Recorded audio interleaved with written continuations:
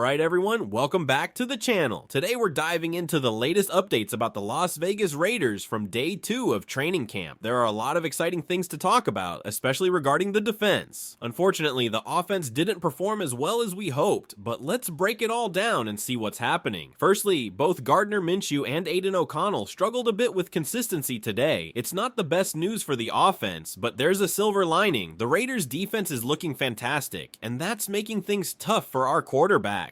Whether it's Minshew or O'Connell, they're facing one of the best defenses in the league every single day. Yes, you heard that right. The Raiders have a top 5 defense. Now, the defensive backs were a concern for many, but they are proving everyone wrong. Players like Epps, Trevon Moehrig, and Jakorian Bennett are stepping up and showing great potential. This is a huge positive for the team.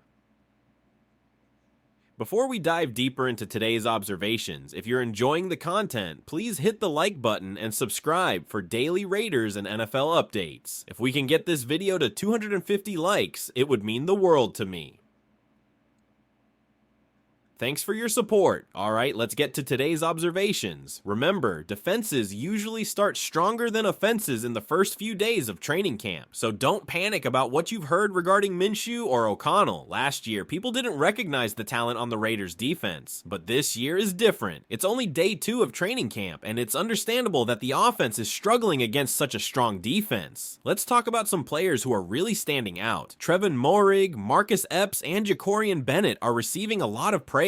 They're ahead of schedule, which is impressive. With a new offensive coordinator, Luke Getsy, it's going to take a little time for the offense to click, but that's normal. Today, the focus was on the offense in the red zone, and they had a tough time. Gardner Minshew started the day and had multiple interceptions. Don't worry too much, because Aiden O'Connell didn't have a great day either. The defense is just really strong. It's important to keep in mind that this is a good sign for the defense rather than a bad sign for the offense.